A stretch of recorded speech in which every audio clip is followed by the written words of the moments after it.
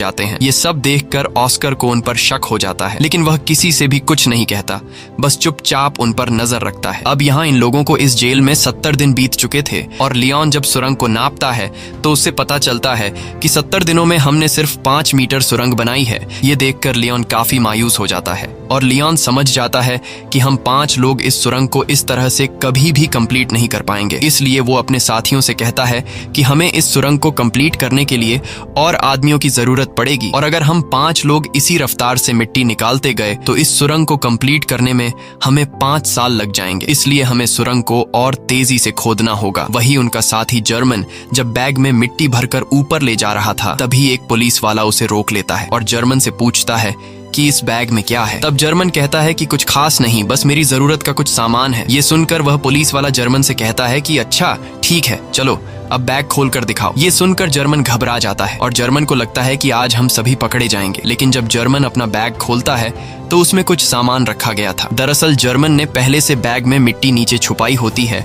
और सामान ऊपर रख दिया होता है, लेकिन गार्ड को जर्मन पर शक होता है। इसलिए वह गार्ड जर्मन से कहता है कि मेरे पीछे चेकिंग रूम में आओ। तब जर्मन बड़ी चालाकी से नीचे बैठा अपने साथी लियोन के साथ उसी तरह का सेम एक दूसरा बैग बदलकर गार्ड के पीछे चेकिंग रूम में चला जाता है। चेकिंग रूम में जब वह गार्ड जर्मन के बैग को अच्छी तरह से चेक करता है तो उसके अंदर सामान के अलावा कुछ भी नहीं मिलता, जिसके बाद वह गार्ड जर्मन को जाने देता है। अब इन सभी कैदियों को जेल में 86 दिन बीत चुके थे और अब ये लोग और ज्यादा दिन यहाँ नहीं रहना चाहते थे। इसलिए लियोन और उसके साथी जल्दी से सुरंग के काम को बढ़ाने के लिए ऊपर वाले फ्लोर के कुछ कैदियों को अपने साथ मिला लेते हैं। यहाँ लियोन उन नए कैदियों को दीवार से ब्लॉक हटाकर सुरंग भी बताता है। ये देखकर वो कैदी फौरन इनके साथ मिलकर काम करने को मान जाते हैं, क्योंकि वो सोचते हैं कि अगर 5 लोग मिलकर 7 मीटर लंबा सुरंग खोद सकते हैं तो हम सब एक साथ मिलकर जल्द ही इस सुरंग को पूरा कर लेंगे। और साथ ही इन नए आने वाले कैदियों में कुछ कैदी ऐसे भी थे जिन्हें फांसी होने वाली थी, इसलिए वो लोग तो पहले से यहाँ से भागने का चांस ढूंढ रहे थे। अब लियोन जब समझ जाता है कि सभी कैदी सुरंग के लिए तैयार हो चुके हैं, तब लियोन उन्हें अपना प्लानिंग बताते हुए कहता है कि हम डेली 1 घंटे की शिफ्ट में काम करेंगे। 2 लोग खुदाई का काम करेंगे,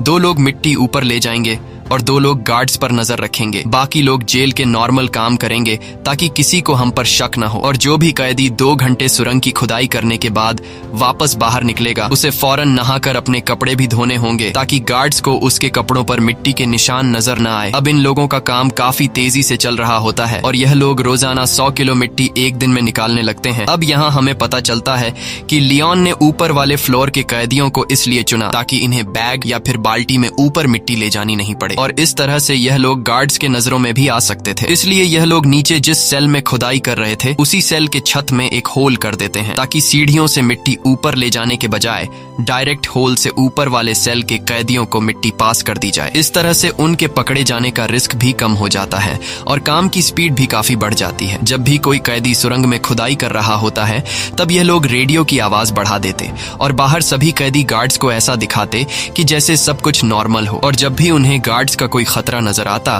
तब यह लोग उस सेल के दरवाजे पर नॉक करके खतरे की घंटी बजा देते, जिससे अंदर खुदाई के काम पर लगे कैदी सेल में सारा सामान पहले की तरह करके अपने अपने काम पर लग जाते। इस तरह से यहाँ से भागने के प्लानिंग में शामिल हर एक कैदी रूटीन के मुताबिक अपना अपना काम करते हैं और हर शाम को यह लोग इकट्ठा होकर आगे की प्लानिंग बनाने लगते हैं ताकि गार्ड्स को किसी पर भी शक न हो और सब कुछ परफेक्ट तरीके से चलता रहे। लेकिन शाम को जब यह लोग फुटबॉल खेल रहे होते हैं तब एक कैदी जिसका नाम ऑस्कर है वो राफेल के पास आता है और राफेल को बताता है कि मुझे पता है कि तुम लोग सुरंग खोदने की कोशिश कर रहे हो, इसलिए मैं भी तुम्हारी टीम में शामिल होकर तुम्हारा साथ देना चाहता हूं। तब राफेल ऑस्कर को लियोन के पास ले जाता है और लियोन ऑस्कर को भी अपनी टीम में शामिल कर देता है। यहाँ लियोन अपने 2 साथी जर्मन और राफेल से कहता है कि जिस हिसाब से काम चल रहा है मुझे पूरा यकीन है कि हम जल्द ही इस सुरंग को कंप्लीट कर देंगे और जल्द ही यहाँ से बाहर निकल जाएंगे। लेकिन बाहर निकलने के बाद भी हम लोग पकड़े जा सकते हैं क्योंकि हम 4-5 नहीं बल्कि पूरे 40 लोग हैं और अगर बाहर निकलने के बाद भागते हुए हमें पुलिस ने देख लिया तो पुलिस हमारे पीछे गाड़ी लगाकर हमें पकड़ लेगी। इसलिए हमें यहाँ से बाहर निकालने के लिए बाहर के एक बंदे की जरूरत होगी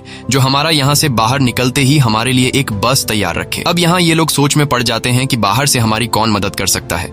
तब लियोन कहता है, राफेल, तुम्हारी वाइफ पॉलिना हमारी बाहर से मदद कर सकती है और हम लोग उस पर विश्वास भी कर सकते हैं, इसलिए तुम्हें अपनी वाइफ से मदद मांगनी होगी। अब यहाँ रहते हुए सभी कैदियों को 182 दिन बीत जाते हैं और आज सभी कैदियों से उनके घर वाले मिलने आए होते हैं। यहाँ पर राफेल की वाइफ भी आई होती है। तब राफेल अपनी वाइफ पॉलिना को उनके पूरे प्लान के बारे में बताता है और कहता है, हमें तुम्हारी बाहर से मदद चाहिए होगी, इसलिए बाहर तुम्हें कुछ लोगों के साथ जुड़कर हमारे लिए एक बस का इंतजाम करना होगा। पॉलिना मान जाती है और वो वहां से चली जाती है। अब जेल में सुरंग खोदते हुए इन कैदियों को 205 दिन बीत चुके थे और इन लोगों ने सुरंग को भी काफी लंबा कर दिया था। लेकिन एक दिन इनका साथी जो गिटार बजाया करता था, वो जब सुरंग के अंदर खुदाई के काम पर लगा होता है, तभी वहां पर सेल की चेकिंग के लिए गार्ड्स आ जाते हैं। यह देखकर बाहर खड़ा राफेल और लियोन काफी ज्यादा घबरा जाते हैं, क्योंकि पिछले कई दिनों से रात में सेल की चेकिंग होती थी, लेकिन आज गार्ड्स दोपहर में सेल की चेकिंग करने आए हैं, जैसे उन्हें शक हो गया हो कि जेल में कोई सुरंग खोदने की कोशिश कर रहा है। और गार्ड्स को देखकर लियोन दौड़ते हुए अंदर जाकर सभी को वार्न कर देता है और कहता है कि जो भी सामान यहाँ वहाँ बिखरा पड़ा है उन्हें जल्दी से छुपा दो। ये सुनकर जो लोग काम पर लगे हुए होते हैं वो सभी सुरंग का काम छोड़कर अपने अपने काम पर लग जाते हैं। यहाँ इस गिटार वाले के साथ जो दूसरा साथी सुरंग में गया होता है वो भी बाहर आने लगता है, लेकिन गिटार वाला अंदर फंस जाता है क्योंकि वो सुरंग के बिल्कुल एंड में काम कर रहा था। लेकिन जैसे तैसे करके वो भी बाहर निकलने की कोशिश करता है, पर वो जान चुका था कि मेरे निकलने से पहले गार्ड सुरंग तक पहुंच चुके होंगे। अब यहाँ सभी लोग डरे होते हैं और उन्हें लगता है कि आज हम सभी पकड़े जाएंगे। लेकिन यहाँ राफेल समझदारी से काम लेते हुए सभी कैदियों को इकट्ठा करके गार्ड्स के सामने आकर खड़ा हो जाता है और गार्ड्स को आगे बढ़ने से रोक देता है। ये देखकर पुलिस ऑफिसर को गुस्सा आ जाता है और पुलिस कैदियों पर हमला कर देती है। यहाँ कैदी भी पुलिस का मुकाबला करते हैं और पुलिस को रोकने की कोशिश करते हैं ताकि इनका साथी जो सुरंग में फंसा हुआ है वह बाहर आ सके। वहीं हम देखते हैं कि इनका वह गिटार वाला साथी अब सुरंग से बाहर आ चुका है। वह जल्दी से उस सीमेंट के ब्लॉक को सुरंग में फिट कर देता है और जब वह सेल का दरवाजा खोलकर देखता है तो बाहर कोई भी नहीं होता। दरअसल गार्ड्स पर हमला करने के जुर्म में सभी कैदियों के कपड़े निकालकर बाहर धूप में खड़ा कर दिया गया होता है। कुछ देर बाद वहां पर जेल का वार्डन आता है। वार्डन कहता है कि इन सभी को बिना कपड़ों के सूरज के ढलने तक यहीं पर खड़ा रखो और एक दिन के लिए इनका खाना बंद कर दो। दूसरी तरफ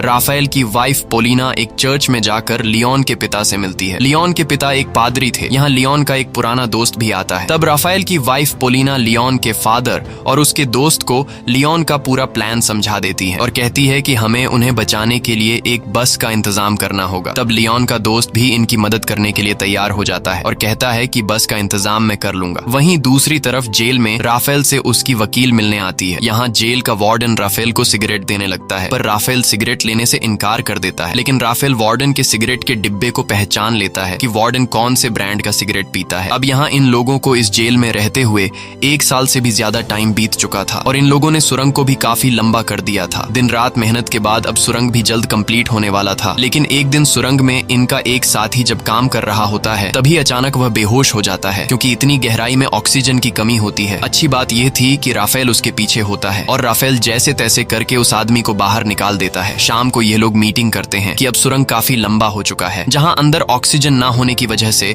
सांस लेने में तकलीफ होती है, इसलिए हमें कुछ करना होगा। यहाँ पर एक आदमी होता है जो जेल में काम करता है। उसके पास एक मशीन होती है जिससे ये लोग पंखा लगाकर सुरंग के एंड तक ऑक्सीजन पहुंचा सकते हैं। राफेल उस आदमी से कहता है कि अगर तुम हमें ये मोटर दोगे तो हम तुम्हें अपने साथ शामिल कर लेंगे। वह कैदी मान जाता है और फिर ये लोग उस मोटर में एक पंखा लगाकर प्लास्टिक के पाइप के जरिए सुरंग के एंड तक ऑक्सीजन पहुंचाने में कामयाब हो जाते हैं और अब सुरंग के एंड में काम करने वाले लोगों को सांस लेने में तकलीफ नहीं होती। इस तरह से इनका काम फिर से जारी हो जाता है। लेकिन अब जेल के वार्डन को कैदियों पर शक होने लगता है, इसलिए जेल का वार्डन अपने पास एक कैदी को बुलाता है जिसका नाम बिगोट है। वार्डन बिगोट को सिगरेट का पैकेट देता है और उससे कहता है कि मुझे जेल में कुछ न कुछ गड़बड़ नजर आ रहा है, इसलिए तुम्हें कैदियों पर नजर रखनी होगी कि वो क्या करने की कोशिश कर रहे हैं। और बिगोट मान जाता है। दरअसल बिगोट को अभी तक पता नहीं होता कि जेल में कैदी सुरंग खोदने की कोशिश कर रहे हैं। अब यहाँ इन लोगों को सुरंग खोदते हुए इस जेल में 514 दिन बीत जाते हैं और उन्होंने अब जेल के बाहर तक सुरंग खोद दी होती है। अब जहां तक उन्होंने सुरंग खोदी होती है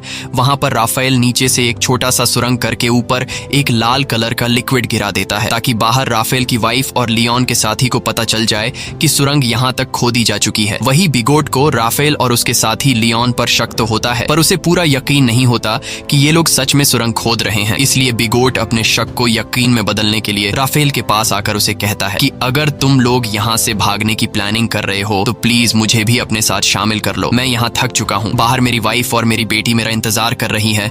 ये सुनकर राफेल को बिगोट पर तरस आ जाता है, इसलिए राफेल बिगोट को सुरंग के बारे में बताने ही वाला होता है कि तभी राफेल बिगोट के हाथ में सिगरेट का पैकेट देख लेता है और यह वही पैकेट होता है जो कुछ दिन पहले राफेल ने वार्डन के पास देखा था। इसलिए राफेल समझ जाता है कि बिगोट वार्डन के साथ मिला हुआ है। ये सब समझते ही राफेल बिगोट को कुछ भी नहीं बताता। दूसरी तरफ लियोन का बाहर जो पुराना दोस्त होता है वो अपने कुत्ते को साथ लेकर रनिंग के बहाने जेल के करीब आता है और उस लाल कलर के लिक्विड को देख लेता है। अगले दिन लियोन का पिता लियोन को जेल में आकर बताता है कि तुम लोगों ने बाहर जो रेड कलर का लिक्विड गिराया था वो हमने देख लिया है। तुम लोग जेल के बाउंड्री के बाहर तो आ चुके हो पर अभी भी तुम लोग सही जगह पर नहीं पहुंचे, इसलिए तुम लोगों को अभी भी 40 फीट और भी सुरंग खोदना होगा। इसके बाद यह लोग फिर से सुरंग को और लंबा करने लगते हैं और अब बस कुछ ही दिन के खुदाई के बाद इनका सुरंग कंप्लीट होने वाला था। लेकिन अब इन लोगों के साथ जो कुछ होने वाला था उसके बारे में उन्होंने बिल्कुल भी सोचा नहीं था। एक दिन जब इनका एक साथी सुरंग की खुदाई के काम पर लगा होता है तभी अचानक एक बहुत ही बड़ा भूकंप आता है जिससे जेल की दीवारें हिलने लगती हैं। लियोन उस वक्त अपने दोस्तों के साथ बाहर फुटबॉल मैच देख रहा था। भूकंप के झटके महसूस होते ही वो तेजी से सुरंग की तरफ भागा। यहाँ गार्ड्स सभी कैदियों को जेल से बाहर निकालने लगते हैं ताकि कहीं इन पर जेल की दीवारें न गिर जाएं। और लियोन भी जैसे तैसे करके सुरंग के अंदर फंसे हुए अपने साथी को बाहर निकाल लेता है। अब लियोन ने अपने साथी को तो बचा लिया था लेकिन अब उसे डर था कि कहीं भूकंप की वजह से अंदर से सुरंग टूट नहीं गया हो। इसलिए लियोन फिर से सुरंग के अंदर जाता है और अंदर जाकर वो देखता है कि सुरंग पूरी तरह से सेफ है। देखकर लियोन को सुकून मिल जाता है। अब जब इनके सुरंग का काम पूरा होने वाला होता है तब लियोन जाकर जेल के एक कैदी से मिलता है जो कि व्हील चेयर पर होता है। लियोन उससे कहता है कि हम जल्द ही यहाँ से भागने वाले हैं, इसलिए मैं चाहता हूँ तुम भी हमारे साथ चलो। लेकिन वो व्हील चेयर पर बैठा आदमी कहता है तुम जल्द से जल्द यहाँ से भाग जाओ और मेरी चिंता मत करो, मैं तुम्हारे साथ नहीं आ पाऊंगा। अब फाइनली वो दिन आ गया जिस दिन ये लोग इस जेल से भागने वाले थे और जैसे ही सभी कैदी रात को टीवी देखने में मसरूफ होते हैं तब वो सभी कैदी जो यहाँ से भागने की प्लानिंग में शामिल थे वो सभी एक एक करके उठकर जाने लगते हैं। यहाँ किसी को भी इन पर शक नहीं होता क्योंकि सबका ध्यान टीवी में रोमांटिक फिल्म पर होता है और भागने वाले सभी कैदी सुरंग वाले सेल में आ जाते हैं और यहाँ एक एक करके सभी कैदी सुरंग में उतरने लगते हैं। वहीं बिगोट जब टीवी देख रहा होता है तब उसका ध्यान पीछे की तरफ जाता है और वो देखता है कि यहाँ से तो कई सारे कैदी जा चुके हैं। ये देखकर उसे शक हो जाता है और वो सीधा राफेल के सेल की तरफ बढ़ने लगता है। लेकिन बीच रास्ते में व्हील चेयर वाला आदमी बिगोट को रोक लेता है पर बिगोट इस आदमी को धक्का देकर गिरा देता है, जिसके बाद वो सीधा राफेल के सेल में आ जाता है जहाँ उसे सुरंग दिखाई देता है। साथ ही वहाँ पर ऑस्कर भी खड़ा होता है और ऑस्कर यहाँ से निकलने वाला आखिरी कैदी होता है। लेकिन अब जब बिगोट को सारी सच्चाई का पता चल गया होता है तब वो पुलिस को बुलाने के लिए जाता है लेकिन ऑस्कर उसे पकड़ लेता है। इस दौरान इन दोनों के बीच फाइट छिड़ जाती है और बिगोट ऑस्कर को स्क्रू ड्राइवर से बाजू पर मारकर बुरी तरह से घायल कर देता है। लेकिन ऑस्कर बुरी तरह से घायल होने के बावजूद भी बिगोट को जाने नहीं देता और बिगोट को मार मार कर बेहोश कर देता है। अब ऑस्कर भी सुरंग में जाने की कोशिश करता है पर उसका बाजू बुरी तरह से घायल होने की वजह से वो सुरंग में नहीं जा पाता। दूसरी तरफ सभी कैदी सुरंग के अंदर धीरे धीरे आगे बढ़ रहे होते हैं और बढ़ते बढ़ते ये लोग सुरंग के एंड तक पहुंच जाते हैं जहां बाहर से लियोन का पुराना दोस्त सुरंग का ऊपर से हिस्सा खोल देता है और वह एक एक करके सभी कैदियों को हाथ से पकड़कर बाहर निकालता है। बाहर निकलने के बाद सभी कैदी जल्दी से अपने कपड़े बदल लेते हैं और तभी उन्हें सामने के ब्रिज पर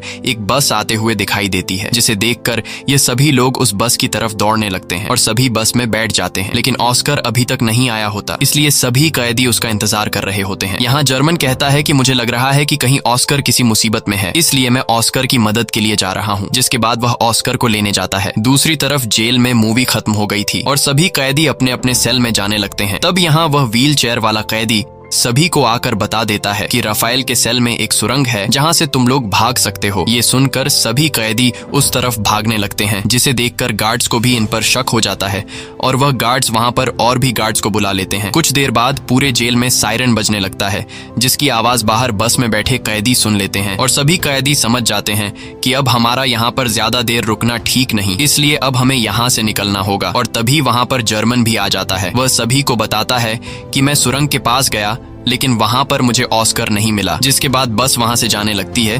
वहीं हम जेल में ऑस्कर को देखते हैं, जो घायल होने की वजह से जेल से भाग नहीं पाया। अब यहाँ कैदियों के भागने की खबर जेल के वार्डन को दी जाती है। कैदियों के भागने की खबर सुनकर वह काफी गुस्सा हो जाता है। दूसरी तरफ सभी कैदी बस में थे, जहां पर पोलिना सभी कैदियों को उनका पर्स दे देती है, जिसमें कुछ पैसे और उनके फेक आईडी थे, और सभी कैदी अलग अलग होकर अपने अपने रास्ते निकल जाते हैं। और इस तरह से सभी कैदी जिन्होंने पिछले कई महीनों से दिन रात मेहनत की थी, वह सभी जेल से आजाद हो जाते हैं। दोस्तों, यह इतिहास की सबसे बड़ी जेल ब्रेक घटना थी, जहां एक ही बार में पूरे 50 लोग जेल से फरार हो गए थे, लेकिन इनका एक साथी ऑस्कर भागने में नाकाम हो गया था। इसी के साथ सच्ची कहानी पर बनाई गई ये फिल्म खत्म हो जाती है। अगर आपको ये वीडियो अच्छी लगी हो तो हमारे चैनल को सब्सक्राइब और वीडियो को लाइक जरूर कीजिएगा।